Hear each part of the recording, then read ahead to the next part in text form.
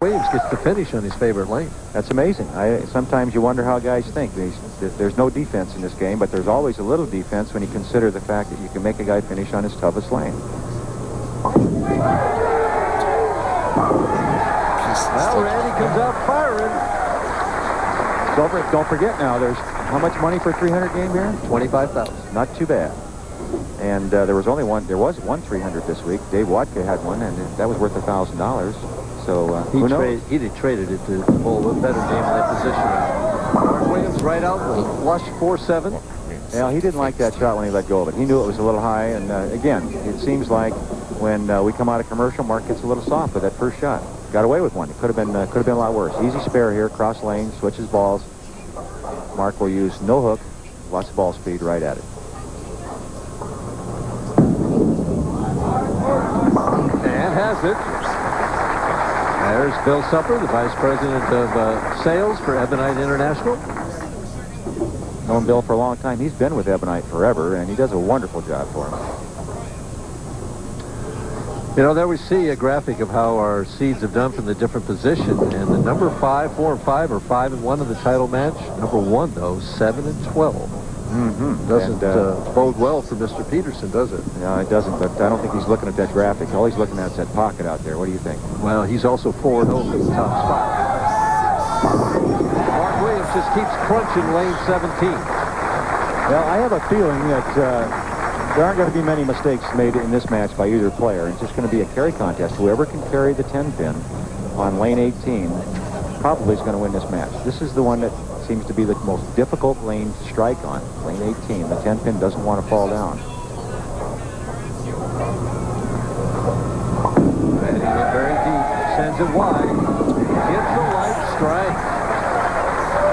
We're going to take a look at the game of Randy Pederson, and it's a classic style. Watch him lean forward at the waist a little bit, get the shoulder started first with a good long push away, get the ball in motion, free swing from the shoulder. Not a lot of wrist in this shot. You see how relaxed that wrist is? Very high backswing, and then a tremendously long slide. Good balance, great long follow through. Look at the leverage and the good reach to the ceiling and the elbow straight down to the floor. That right leg shooting out to the left, too. A lot of players do that. Good balance. 19-4-1 and match win. Well, trouble. Ball was falling back all the way. It didn't look like it was going to strike. That's why I say trouble. I didn't think that ball would strike. And that surprised me on lane 17, which has been the one that seemed to finish the strongest, that he got that ball to skid that far down the lane before it gripped. Well, let me ask you this. I mean, as the players play, do they sometimes wear away a little area where they can get some hold inside, a little swing right? Definitely, no question. Lanes go through a transition, and they'll do that at least twice with this many games being bowled on. And this could be, we're in one of those right now. Mark Williams again on lane 18. If he can keep this lane wired, get by this lane, he's going to be tough. Now, of course, in the second game, he never got a strike on it. But all he needs on this lane, he only has to bowl on this lane 4 more times. This one and 3 more. Oh, that was perfect, was it? It continues to be the way he has so far on lane 17. It's going to be a long afternoon for Randy Pederson. Here's another look at that last shot, and watch the rotation on the ball. This is the key. Not a lot of side turn, a lot of end over end. The ball never makes a sharp break, gets it well down the lane, keeps it in play all the way. Now on 17. Oh, what a break. All right. You know, when he struck there in the second frame, it was high flush. The ball was high, finished very hard. That's what surprised me, that Randy Pederson's ball skidded so far. The different reaction of the two players. He got a little soft, the ball snapped hard this time. He'll throw it harder on the next shot on lane 17. Well, would he move too? I don't think he'll move. I think the playing area just isn't that big out there. You've got to pretty much stay where you're at and increase ball speed. Well, that's not his strength, though, is it? But he can change rotation, which is almost the same thing. Okay. He can get the ball to set up in the pocket with more end over end. Even match right now. Randy Pederson on a spare working on lane 18.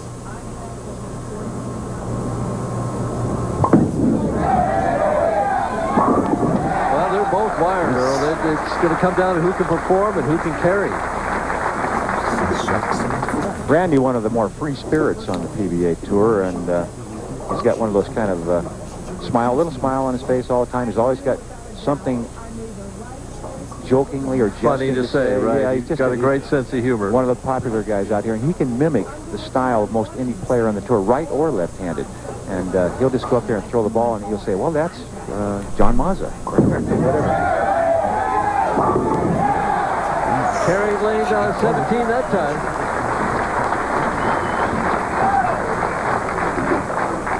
Well, Mark Williams knows he's in a match this time. This guy is ready to strike. Well, both these guys are very competitive. They're really hard working out here on the lanes, and they're going, I mean, they're going to kill each other one way or the other. Somebody's going to really wants it bad. Oh, a solid 8. So what is going through his mind now? He's had trouble in the title matches, 2 seconds already this year. Well, it's got to be going through his mind that he's just jinxed. Things aren't going his way. And he couldn't throw it any better than that, especially on the right-hand lane, which has been the one that he's had most of his problems on. Here's another look at it. Watch what happens. Here, the ball finishes so strongly, it takes the 5-pin straight back off the 8. No trouble with a spare. Friday night, August the 11th, 9 o'clock. It's top-ranked boxing from Harrah's, New Orleans, Louisiana. It's Daniel Nicholson, 21-1 with 16 KOs, taking on Anthony Willis, 14-2 with 10 KOs. Something tells me that's not going the distance, Earl. Well, I'm glad I don't play that sport for a living. I'll tell you what. Right back to this one. This one's hard enough as it is. Solid 8, solid 4. I think he's got to move a little left on that lane. Well, talking about it again, we knew both players were going to hit the pocket. Just a matter of who could carry the corners. And Mark Williams is the guy that's having the problem not striking right now. It can turn around. Randy Pederson has got double, spare double. He could get a couple of 10 pins. We never know. He can't afford to give Mark Williams a chance to get back in there, so he's got to keep being aggressive, attack the lanes, especially lane 18. He's going for the re-rack now. He feels the pins are a little bit off spot. He wants those pins exactly where they should be when he gets ready to bowl. Randy doesn't take a lot of time. Once he gets his hand set in the ball, you can see him working his thumb there, trying to get so he's really comfortable.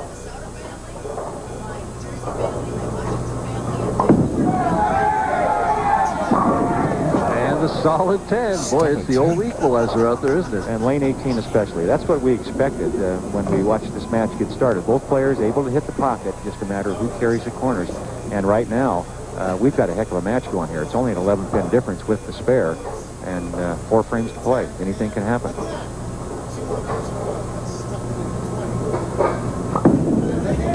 Cross lane at the 10 pin has no trouble with it.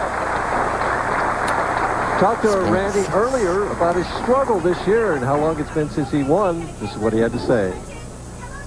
Well, the problem's been, you know, I missed cashing by 1 pin 3 times this year. I've been alternate a couple of times. You know, it's just a break here, a break there. You know, means the difference between not cashing and making the finals. I felt like I've been pretty close all year, but just, you know, I haven't really had a lot of things go my way until this week. It just seemed like everything went my way, and hopefully it'll continue tonight. Well, it has continued through 6.5 frames. He's leading right now by 11 pins. Mark Williams, an opportunity to get back into it. Biggest shot of the game of this match. Needs this one really bad. Oh, another solid 10. So he goes 8-4 to 10. And he's saying to himself, why now? I carried everything the last game. We saw that little graphic that he was, what did it say? Won 8 bowling trophies, and he was only 4 years old in 1965, the last time the tour was in Louisville. Well, this guy is kind of snake bit. It just seems that way to me, and Mark Williams is about as nice a guy as you can find out there, too. He and both Randy Pederson are both super guys, both very talented players, and this is a great match, but again, it's just who carries corner pins. Mark Williams just hasn't had that thing going for him, as you mentioned, in the championship matches. He's just hasn't worked for him. 4 spares in a row, all 9s. You can't get a double if you don't get the first one. Running out of frames. And another solid 10. Wow. Yeah. I'll tell you, you know, the tip was about self-talk earlier tonight. I wonder what's going through his mind right now. It's hard to remain positive when these things are happening to you right now. All you can do, I know what I used to do, and I'm sure most of the players do, is you never give up. You go out there, you make the spare, and in your mind you're looking, and I can still shoot 225. It's not over yet. Anything can happen. No, Randy Pederson can leave another solid 10, and he's only going at a 2:18 pace, so this match is a long ways from over. What neither player can afford to do is make the big mistake, the kind that costs you an open frame. In deep. In the pocket. Slaps that 10 out beautifully. Boys, you're getting a lot of heavy roll on that bowling ball. That ball is really hitting hard from that angle. And he's not using a lot of the lane. He's not giving it a lot of room. He's keeping it in that same playable area that Mark Williams is playing. Both players playing the part of the lane that is the most consistent and the most playable, and that's why they're hitting the pocket so well. The difference is Randy Pederson has found a way to carry the corners. And he's leading by 23.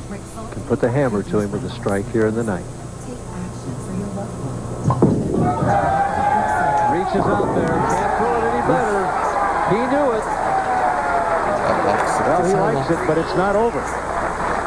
Mark Williams needs 4 strikes to make Randy Pederson mark on the 10th. Here's another look at that shot when the ball's almost in the pocket area. You see that very heavy roll, no deflection at all. The ball taking all 10 hits. Has to hurry. A little bit too wide, hit that out of bounds, leaves the 2-8. And Randy Pederson is going to be 5-0 from the top spot. Mark Williams is going to have his 3rd second-place finish this year.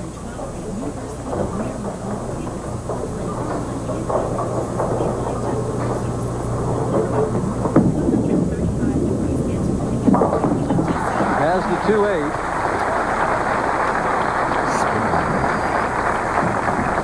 Randy looking up and adding the score up. Knows that basically he just needs to show up for that 10th frame, keep it in the building. He's going to have his 11th victory and his first since almost a year ago. Well, that's got to carry. Out of the wood, they don't have any trouble going down, do they? Well, it's a disappointing championship match for Mark Williams, but I feel that he has to, when he reflects on this, he's going to realize that he bowled extremely well. It's just a matter of who could carry the corners. He didn't, and he still moved up from that 5th position, got a nice check out of this day's work. Through the heart. He's going to finish with 203 with a spare conversion. Bowled a much better game than that. I mean, he just didn't only scored now. No question. Both players bowled extremely well. Randy Pederson dominated this tournament the last 16 games, and you like to see a guy that bowls that well continue on and win the event. Well, the top seeds have been struggling all year long, 7-12. They're now 8-12, so they're making a comeback. There's still room to get it back. Last year, they were 15-14, so. It's a good thing Randy Pederson couldn't see that graphic. He said, need 2 pins to win. He might have started laughing. Well, an emotional player letting it all out now at the end of this tournament, resulting in another victory for Randy. I don't think I know of anyone that has that great a record from the #1 position, 5-0. That's tremendous. I got a little side of that one, and the ball hooked a little early, but he doesn't care. Not now. He's a very happy young man. And Mark Williams throwing a towel at him and says, here, wipe that perspiration off your face and look good for the cameras. Little advertisement there. Randy. He's going to use 2 bowling balls. That's what I mean. He's liable to do anything out there. And sits it down. Oh! Gave a shot at that 4-7. Oh. Standing ovation. The trophy, the winner. The Ebonite Kentucky Classic. It was a fantastic performance from